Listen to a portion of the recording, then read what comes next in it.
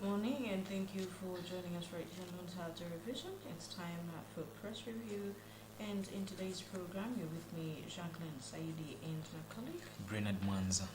Remember, in this program, we'll look at some of the stories appearing in the papers published in the country, which is The Nation and the Daily Times. To begin with the Daily Times, on the front page, there's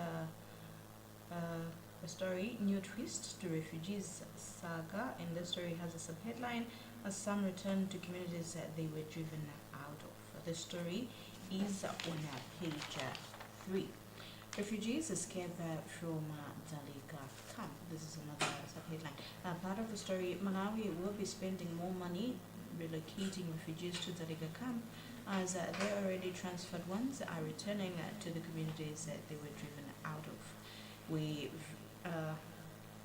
The author of this report, The just Daily cut the- Times. yes, this is the Daily Times by Coffee reading. They visited some business spots in Lilongwe where they found some refugees who had been rounded up and ferried to the camp, operating their businesses like they used to before the relocation exercise commenced. Well, on the front page of the Nation newspaper, hiring frenzy at State House as number of workers jumps 40% in 8 years, and wage bill up 340% to 6.2 billion kwacha over period. Those are other main headlines for the story. And partly, state residences is on a hiring frenzy, with the number of workers nearly doubling between 2015 and 2023. Budget documents show. As a result, the state residences annual wage bill has more than quadrupled over the past 8 years to 6.2 billion kwacha for the current 908 workers, from 1.4 billion kwacha for the 503 employees in 2015. The budget documents also show that most of the staff blotting the state residences payroll filled positions not sanctioned by Capitol Hill's Department of Human Resources Management and Development. Malawi, Zimbabwe for stronger economic ties. Part of the story, President Lazarus Chakwera and visiting Zimbabwe President Emerson Mnangagwa have underscored the need to strengthen trade ties between the two countries. Chakwera and Mnangagwa were speaking at Kamuzu Palace in Lilongwe yesterday night during a state banquet Chakwera organized for his Zimbabwe counterpart. Well, moving on to the second page of the Nation newspaper, Minister justifies Roads Authority Board composition. That's another story that is appearing in today's Nation newspaper. And partly the story says, Minister of Transport and Public Works, Jacob Hara, says the newly hired Roads Authority comprises competent people to provide strategic guidance to the authority.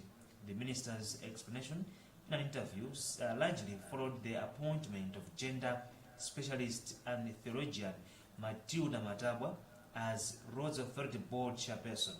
Matabwa is also Secretary General of the Malawi Assemblies of God, the church President Chakwera led before quitting the pulpit in 2013 to join frontline politics.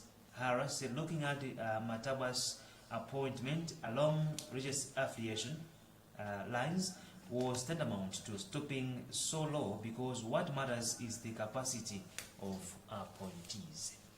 MSF to sponsor Miss Malawi Cancer Award. Part of the story, Medicines Sans Frontiers, MSF, translated as Doctors Without Borders in English, has announced that it will sponsor an award for cancer stories at Media Institute of Southern Africa Miss Malawi Awards for the next 3 years. The statement made available to the Daily Times says MSF will recognize exceptional newspaper, radio, television, and online stories, which will focus on the difficulties linked to accessing cancer drugs and treatments. And before we move on to business, another story in the Nation newspaper, 408 NGOs fail to submit audit reports. Non-governmental organizations regulatory authority, Ngora, records show that 65% of local and international NGOs have failed to comply with the law to submit annual audited financial reports.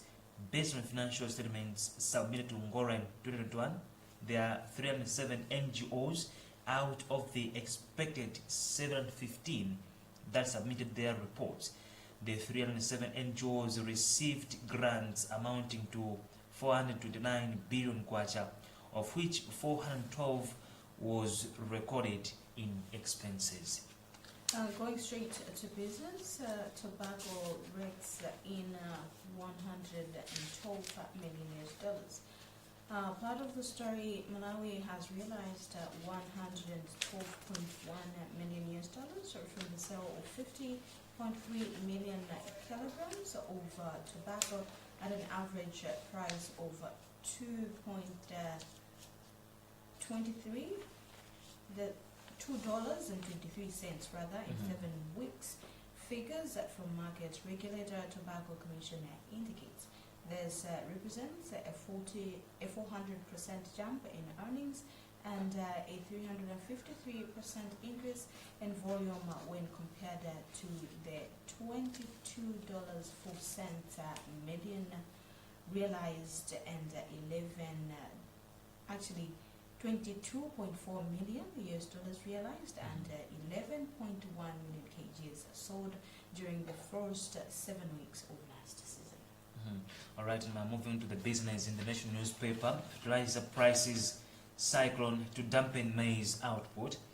The Feminine Early Warning Systems Network FuseNet has projected national maize output to be about 20 to 30% below average due to lower use of fertilizers and the impact of Cyclone Freddy.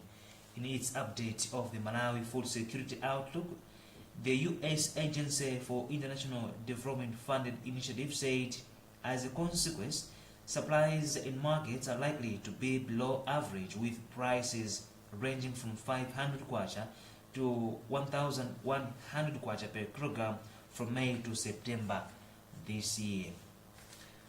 Old Mutual trends youth in finance and investment. Part of the story, Old Mutual Malawi has emphasized the significance of providing practical knowledge and strategies to educate people on financial matters.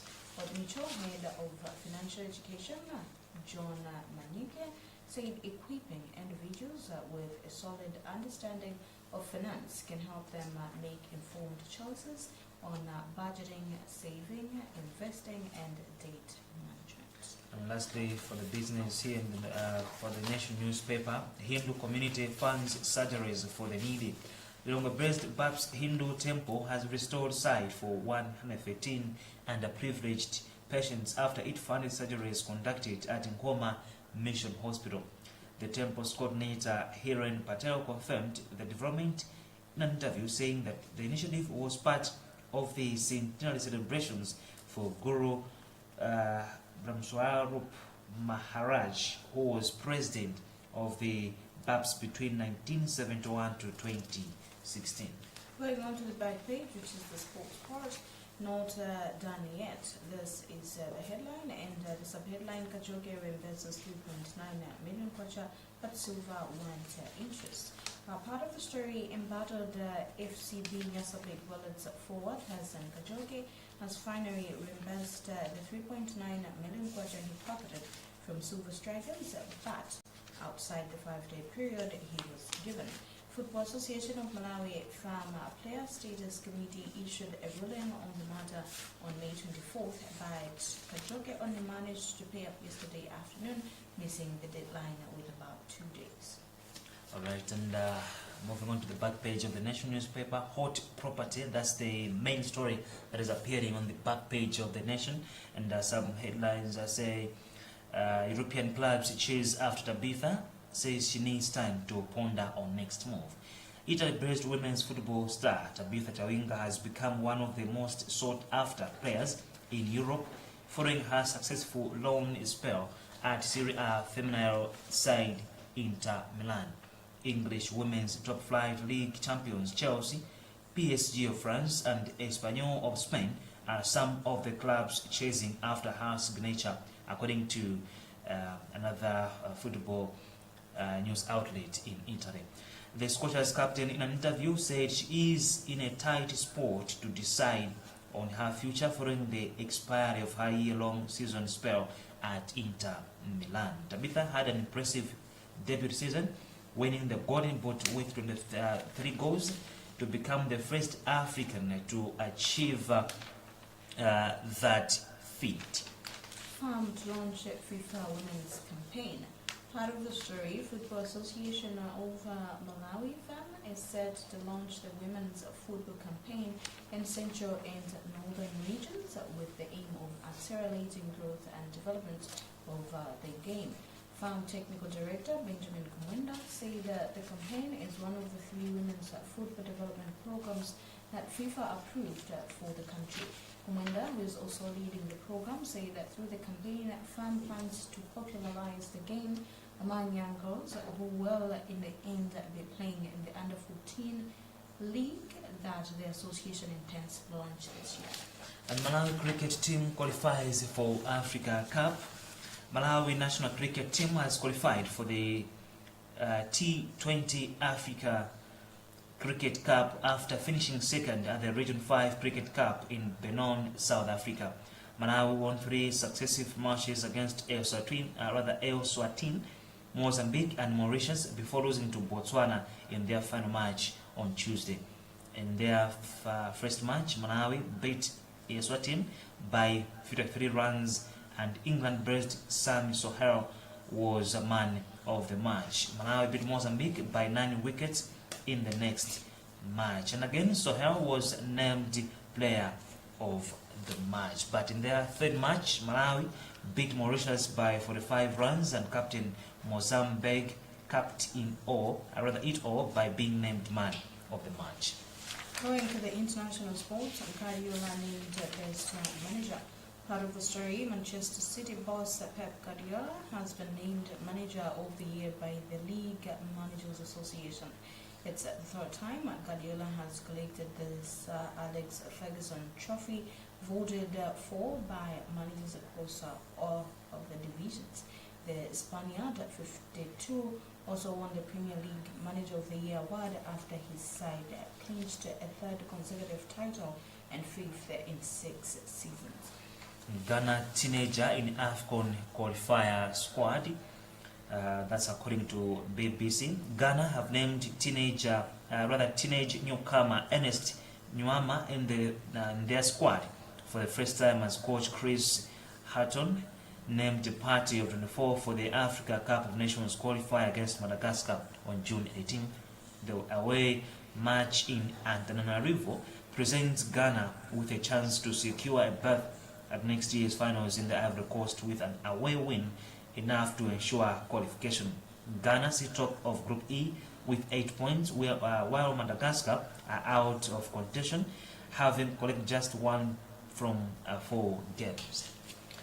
Going on to the arts and culture, Miss Malawi readies for Dubai this month. Miss Malawi Jessica Mponda said yesterday that she was happy that finally her trip to Dubai in United Arab Emirates, which was part of her prize package, is finally on next month. The beauty queen would tour Dubai from June 2nd to June 8th, 2023, courtesy of Bubali Travels. Artists keep riding on the Amapiano wave. There is no denying that the Amapiano genre is here to stay, and Malawian artists are making every effort to capitalize on it. Zeze Kingston, who is probably the artist of the moment due to his relationship with socialite Dorothy Shonga, aka Cash Madam, has hit the limelight on the back of the genre, which has its origins in South Africa. Now his music is rocking every club, pub, party, or music events. And Zeze Kingston is not the only one enjoying the genre. His fellow artists such as Telma Tunajanta have also hit the limelight with it. Janda song Yomweo, featuring Zeze Kingston and South African artist Big Shosa, has become a sensation on social media platform TikTok. This is the last story on the arts and culture. Katura's producer hints at Malawian music label. Part of the story, Heran Steenberger, who recorded local group Katura's self-titled album at Hen House Studios in United States of America, left the country yesterday, saying he was not done yet with Malawi and spoke of fashioning a Malawian music label. He said there are so many good artists here in Malawi, and he will work with Jacaranda to start a Malawian music label. I think that's also how we wrap up. Yes, and that is the last story for today's program. Remember, when you look at some of the stories appearing in the papers, and for you to have a full picture of what is happening, you should buy your own copies, of which the Nation is going at 1,000 questions. and the Daily Times at 1,200 questions. In this program, you are with me, Jacqueline Saidi, in the colleague. Brilliant Manza. Have a lovely day.